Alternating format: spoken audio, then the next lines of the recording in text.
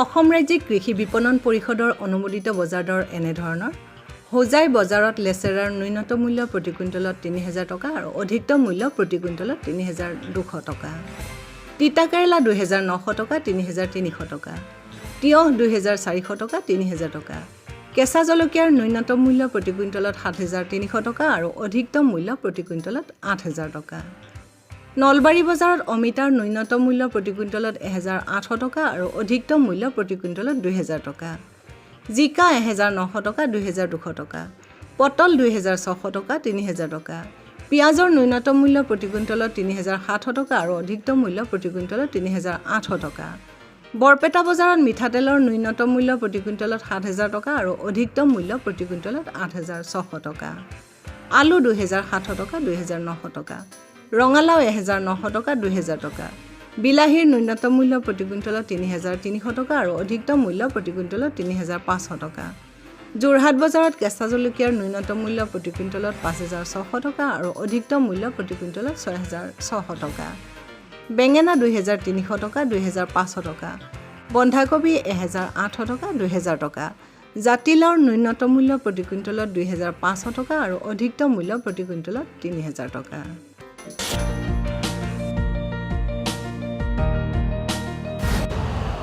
Urea का स्वदेशी उत्पादन 70 लाख टन बढ़ाने के लिए 6 उर्वरक संयंत्रों का उद्धार किया जा रहा है।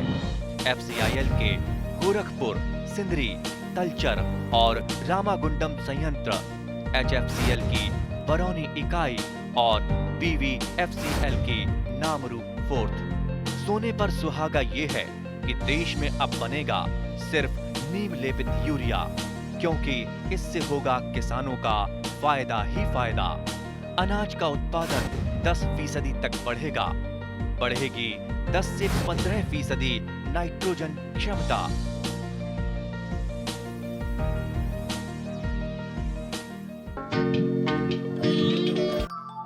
নলবাৰী চহৰৰ পৰা প্ৰায় ২৫ কিলোমিটাৰ আঁতৰত এক বিস্তৃত অঞ্চল বিয়পি স্থাপন কৰা নলবাৰী উদ্যান শস্য মহাবিদ্যালয়খনৰ আন্তঃগাঁথনিয়ে প্ৰমাণ কৰে যে অতি কম সময়ৰ ভিতৰতে এই মহাবিদ্যালয়খনে সুকীয়া মৰ্যাদা পাবলৈ সক্ষম হ'ব।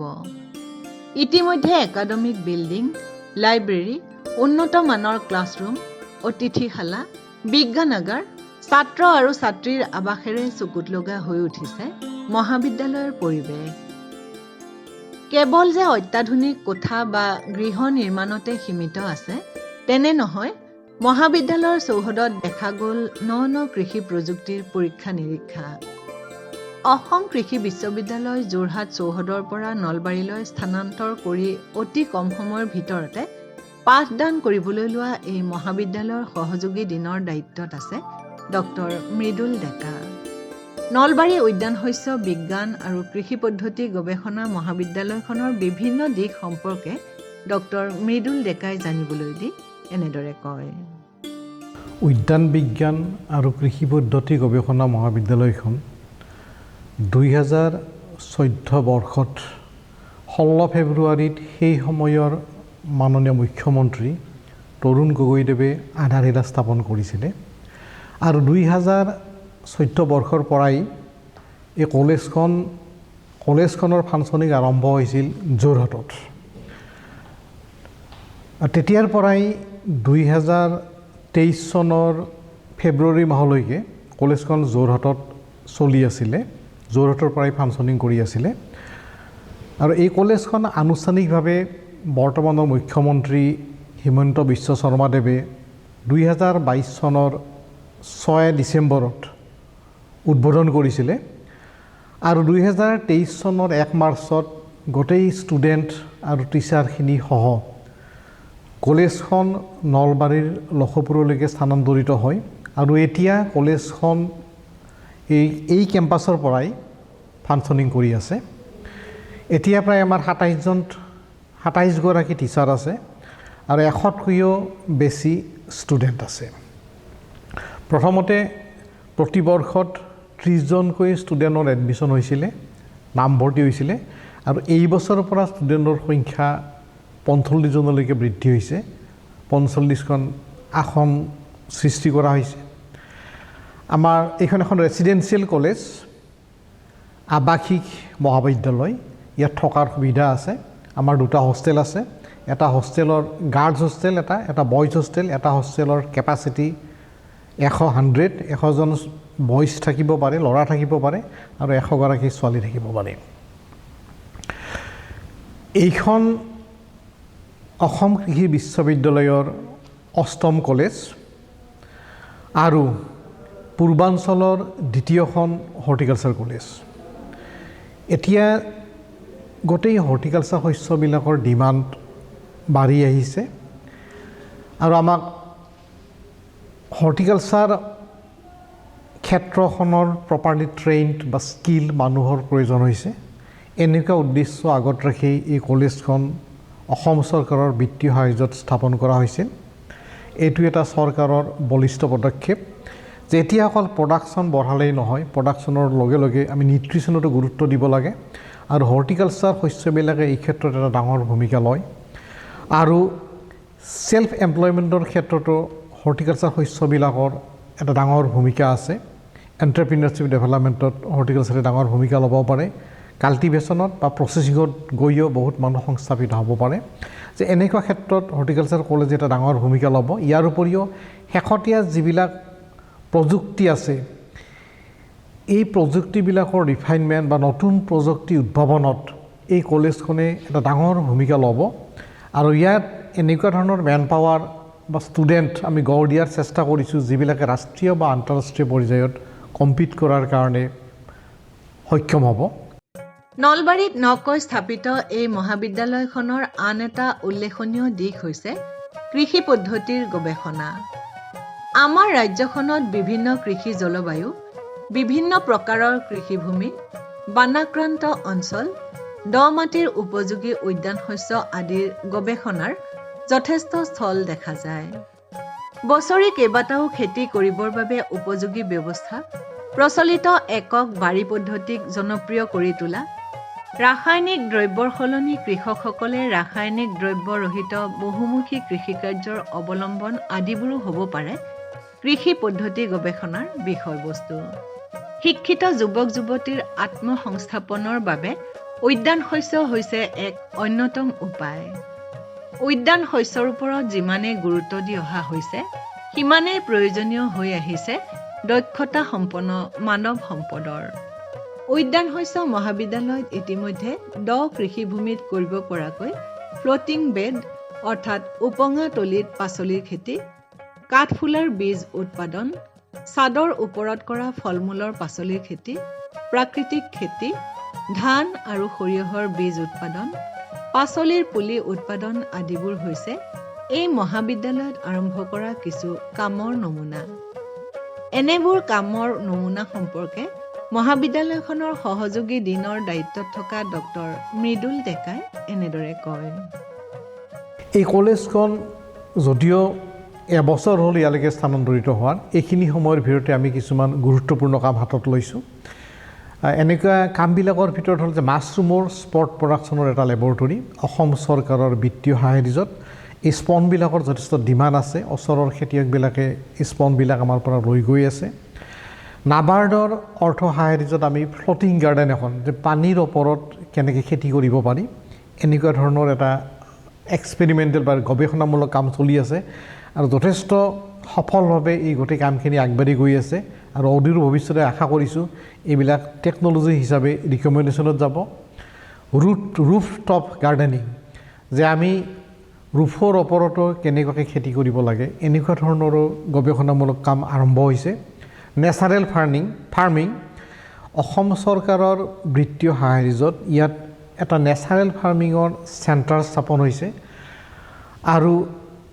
কি জৈৱিক বস্তু ব্যৱহাৰ কৰি প্ৰাকৃতিকভাৱে খেতি কৰিব পাৰি এনেকুৱা ধৰণৰ এটা সুন্দৰ গৱেষণামূলক কাম ইয়াত ষ্টাৰ্ট হৈছে ইয়াৰ উপৰিও আমি বিভিন্ন ধৰণৰ শস্যৰ বীজ প্ৰডাকশ্যন কৰোঁ ধানৰ বীজ প্ৰডাকশ্যনৰ কাম চলি আছে এইটোৱে জিলাখনৰ বীজৰ চাহিদা পূৰণত এটা ডাঙৰ ভূমিকা লৈছে আমি সৰিয়হৰ বীজ প্ৰডাকশ্যন কৰি আছোঁ এইবিলাক ইয়াতে বিক্ৰী হৈ যায় ইয়াৰ উপৰিও আমি বিভিন্ন ধৰণৰ শাক পাচলিৰ পুলি আৰু প্লেণ্টিং মেটেৰিয়েল প্ৰডাকশ্যনৰো গুৰুত্ব দিছোঁ এনেকুৱা ধৰণৰ কামবিলাকো ইয়াত চলি আছে বা হৈ আছে আমি ফুলৰো পুলি বা চিডলিং ইয়াত প্ৰডাকশ্যন হয়, এইবিলাক বিক্ৰী হৈ আছে। আৰু অহা বছৰৰ পৰা এই কলেজখনত স্নাতকোত্তৰ শাখা অপেন কৰাৰ খোলাৰ যোজা চলি আছে। আমি আশা কৰিছোঁ এইটো PG কোৰ্ছো অহা বছৰৰ পৰা ইয়াত ষ্টাৰ্ট হ'ব। ৰাজ্যখনৰ আন আন কৃষি মহাবিদ্যালয়ত কেৱল মাথোন এটা উদ্যান শস্য বিভাগ থকাৰ বিপৰীতে নলবাৰী উদ্যান শস্য বিজ্ঞান আৰু কৃষি পদ্ধতি গৱেষণা মহাবিদ্যালয়ত থকা বিভাগসমূহো কিছু ব্যতিক্ৰমী। এই মহাবিদ্যালয়খনত ইতিমধ্যে স্থাপন কৰা হৈছে vegetable science, fruit science, post harvest management, floriculture and landscaping, soil science, basic science ইত্যাদি।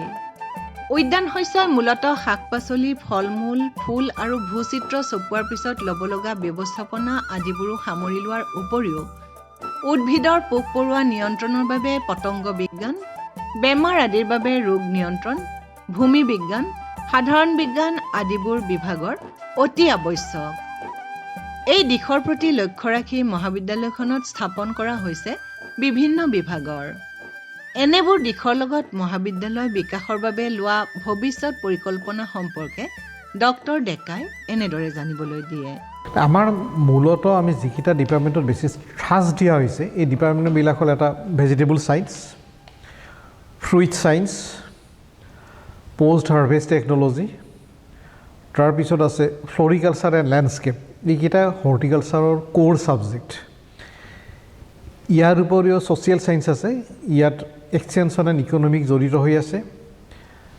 আৰু ধৰক এগ্ৰিকালচাৰৰ লগত আনুষংগিক যিবিলাক ছাবজেক্ট কম বেছি পৰিমাণে এই গোটেইবিলাক ছাবজেক্টেই ইয়াত আছে। আমাৰ ইয়াত নেচাৰেল ৰিচোৰ্চ মেনেজমেণ্ট বুলি এটা ছাবজেক্ট আছে, য'ত ইঞ্জিনিয়াৰিং আছে, এগ্ৰনমি আছে, বেচিক ছায়েন্স আছে।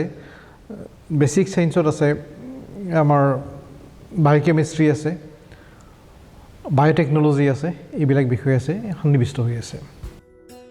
উদ্যান শস্য মহাবিদ্যালয় নলবাৰী যে কেৱল উদ্যান শস্য বিষয়তে সীমিত আছে তেনে নহয়। এই মহাবিদ্যালয়ৰ এটা উল্লেখনীয় দিশ হৈছে কৃষি পদ্ধতিৰ ওপৰত গৱেষণা। কৃষি পদ্ধতি মূলতঃ কৃষি জলবায়ুৰ ওপৰত নিৰ্ভৰশীল। ইফালে জলবায়ুৰ পৰিৱৰ্তনে অসমৰ সমগ্ৰ কৃষি পদ্ধতিক পুনৰ চালিজাৰি চাই বহুতৰপীয়া আৰু বহুমুখী কৃষি ব্যৱস্থাৰ ওপৰত নিৰ্ভৰশীল হোৱাৰ বাবে পৰামৰ্শ দিয়ে। একক শস্যৰ বিপৰীতে একেডৰা কৃষিভূমিত কেইবাটাও শস্যৰ অন্তৰ্ভুক্তি হৈছে এক অন্যতম ব্যৱস্থা। নলবাৰী উদ্যান শস্য বিজ্ঞান আৰু কৃষি পদ্ধতি গৱেষণা মহাবিদ্যালয়ত ভিন্ন প্ৰকাৰৰ বহুবৰ্ণীয় ফল-মূলৰ অন্তৰ্ভুক্তিৰে বহুতৰপীয়া খেতিৰ ওপৰত গুৰুত্ব দি অহা হৈছে। এনে ব্যৱস্থাৰ কিছু দিশ সামৰি ডক্টৰ হিমাদ্ৰী শেখৰ দত্তই মাল্টি ষ্টৰিড ফাৰ্মিং ছিষ্টেম সম্পৰ্কে এনেদৰে কয়। ডক্টৰ ডাঙৰীয়া, কওকচোন এই নেচাৰেল ফাৰ্মিঙত আচলতে আমি যিবিলাক খেতি কৰোঁ, শস্য আমি নিৰ্বাচন কৰি লওঁ, কোনবিলাক শস্য আচলতে আমি নেচাৰেল ফাৰ্মিঙৰ কাৰণে উপযোগী বুলি ভাবে? আমি যেতিয়া প্ৰাকৃতিক কৃষিত আমি খেতি কৰিবলৈ যাওঁ, সেই ক্ষেত্ৰত সাধাৰণতে আমি এটা শস্যৰ ওপৰত গুৰুত্ব দিয়াতকৈ আমি বেছি শস্য খেতি কেনেকৈ কৰিব পাৰোঁ আমি সেইটো দিশত মনোযোগ দিব লাগিব। কাৰণ এতিয়া মাটি ধৰক কমি আহিছে, হয়, সেইকাৰণে আমাৰ যিখিনি মাটি আছে সেই মাটিখিনিত আমি কেনেকৈ আমাৰ কৃষকৰ আয়খিনি আমি বঢ়াব পাৰোঁ আৰু লগতে আমি উৎপাদন বিভিন্ন ধৰণৰ শস্য কৰি কেনেকৈ আমি উৎপাদনটো বঢ়াব পাৰোঁ সেইটো চাব লাগিব। কাৰণ কিবা কাৰণে ধৰক কোনোবা এটা শস্যৰ বা ৰোগ আহিলে, সেই ৰোগ হোৱাৰ লগে সেই শস্যৰ পৰাতো কৃষকে লাভ নহ'ব, কিন্তু বেলেগ এটা শস্য যেতিয়া লগত থাকিব সেই শস্যই তেখেতৰ এই লোকচানটো নিৰাময় কৰাত সহায় কৰিব। আৰু আমাৰ পৰম্পৰাগতভাৱে দেখা যায় যে আমাৰ সকলোৰে অসমৰ ঘৰে ঘৰে বাৰী আছে, তো সেই বাৰী কিন্তু খুব আদৰ্শ বাৰী। কাৰণ সেই বাৰীত দেখা যায় যে আমাৰ বিভিন্ন ধৰণৰ আপোনাৰ ফল মূল তাত পোৱা যায়। আৰু তাৰোপৰি আমি যদি যিটো মাল্টি ষ্টৰিড ক্ৰপিং ছিষ্টেম বা বহুতৰপীয়া যিটো কৃষি, সেই কৃষি কৰি কিন্তু আমি লাভৱান হ'ব পাৰোঁ। কাৰণ উদাহৰণস্বৰূপে আমি যেতিয়া বহুতৰপীয়া কৃষি কৰোঁ, আমি আপোনাৰ তামোল কৰিলোঁ, তামোলৰ লগত আমি কল দিলোঁ, আমি নেমু দিলোঁ, আৰু লগে লগে যেতিয়া তামোলজোপা আপোনাৰ ডাঙৰ হ'ব তাত আমি জালুক দিলোঁ। আৰু এই যে আপোনাৰ কল বা আমাৰ তামোলৰ মাজৰ যিখিনি খালী ঠাই থাকিব তাত আমি কিছুমান অন্তৰ্বৰ্তী শস্য কিছুমান কৰিব পাৰিম।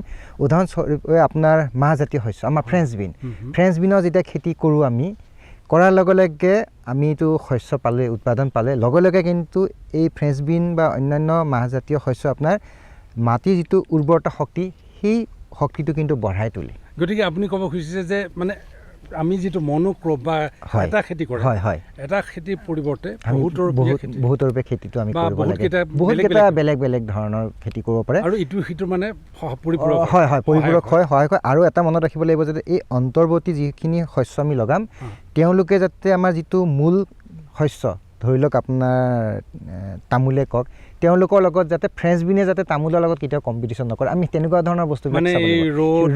খাদ্য পানীৰ কাৰণে বা আপোনাৰ সূৰ্যৰ ৰশ্মিৰ কাৰণে। বৰ ইণ্টাৰেষ্টিং কথা কৈছে। হয়, এতিয়া আপুনি এবাৰ উল্লেখ কৰিছিলে যে আমাৰ অসমীয়া মানুহৰ বাৰীখন এটা নেচাৰেল ফাৰ্মিঙৰ বা প্ৰাকৃতিক কৃষিৰ এটা মডেল হ'ব পাৰে, নিশ্চয় হ'ব পাৰে। কাৰণ আমাৰ সাধাৰণতে দেখা যায় যে আমাৰ বাৰীবিলাকত আমাৰ কৃষকসকলে বা আমাৰ পূৰ্বপুৰুষসকলে খুব যত্ন লোৱা নাছিলে, কিন্তু তৎসত্ত্বেও কিন্তু খুব সুন্দৰভাৱে হৈছিলে।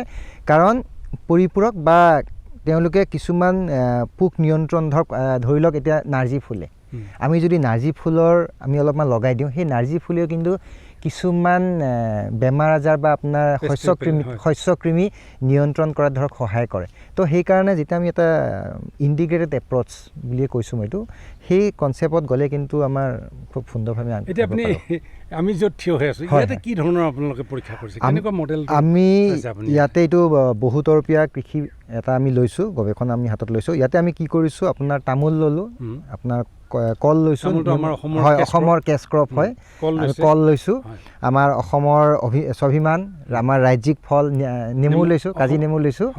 তাৰপিছতে আমি ফ্ৰেঞ্চ বিনৰ খেতি এতিয়া আৰম্ভ কৰিম, ফ্ৰেঞ্চ বিন লগাম, লগোৱাৰ লগে লগে মাটিৰ উৰ্বৰতা শক্তিটো ভাল হ'ব। তাৰপিছত আমি হালধিলৈ যাম, কাৰণ হালধিৰো খুব ডিমাণ্ড আছে মানে এই জেগাখিনিতে।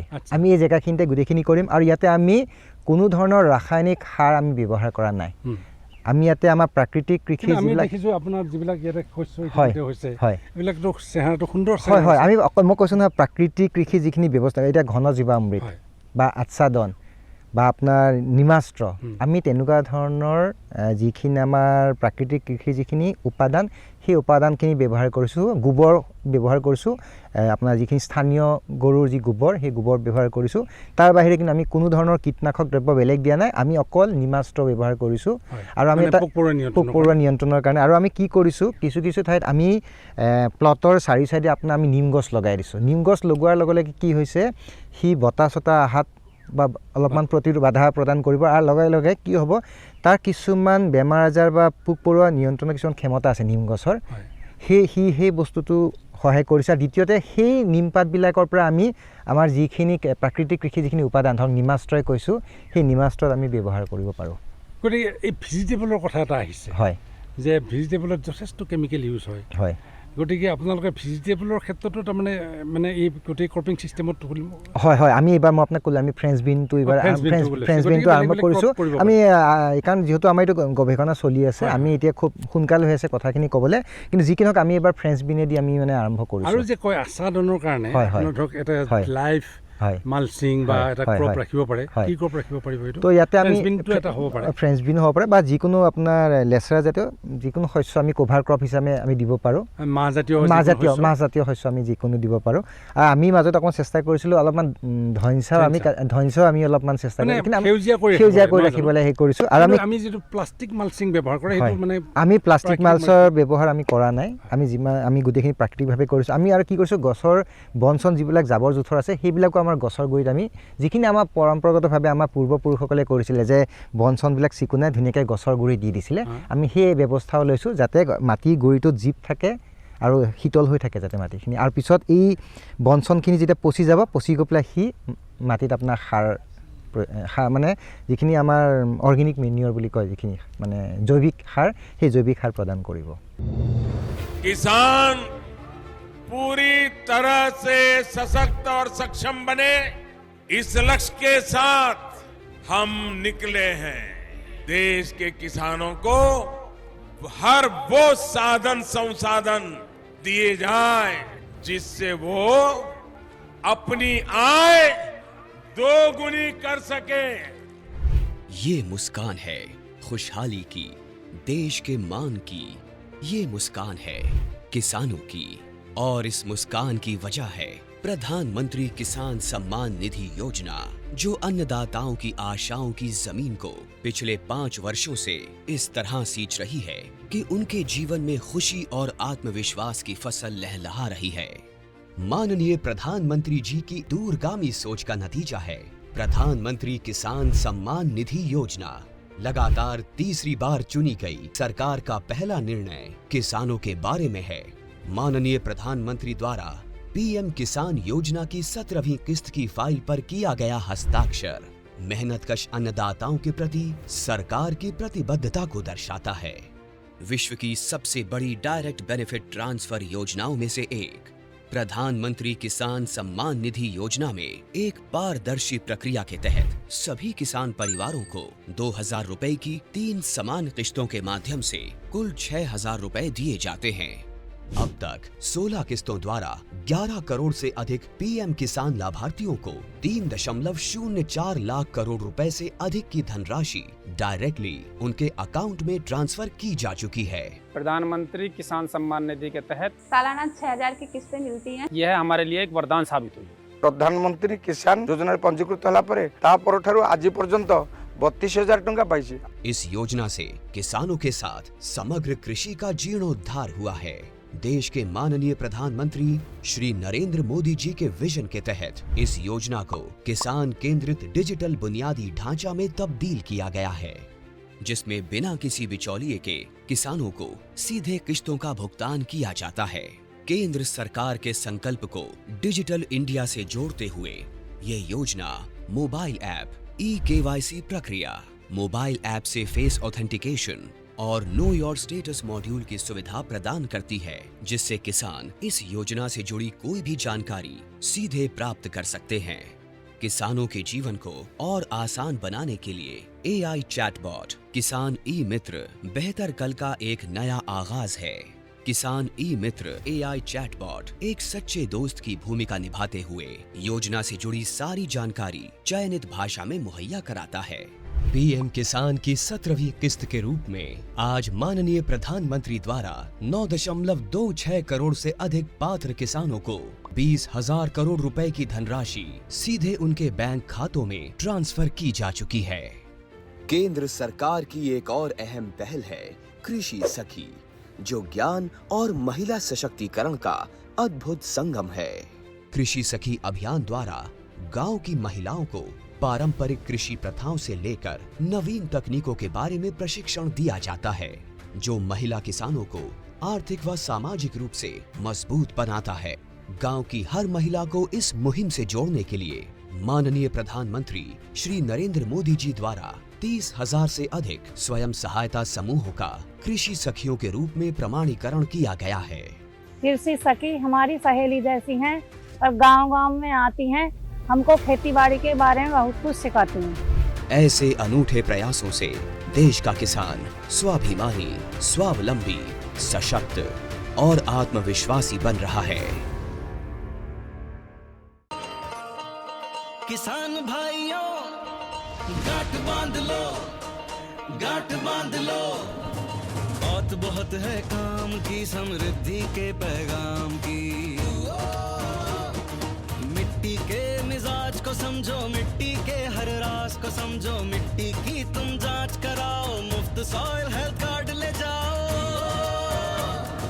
कभी मुनासिब बीज लगाओ, सही किस्म की खाद ले आओ, जितनी जरूरी उतनी डालो, सही मात्रा खुद पहचानो, इसको अपना मंत्र बना लो, मिट्टी की सेहत तो जानो।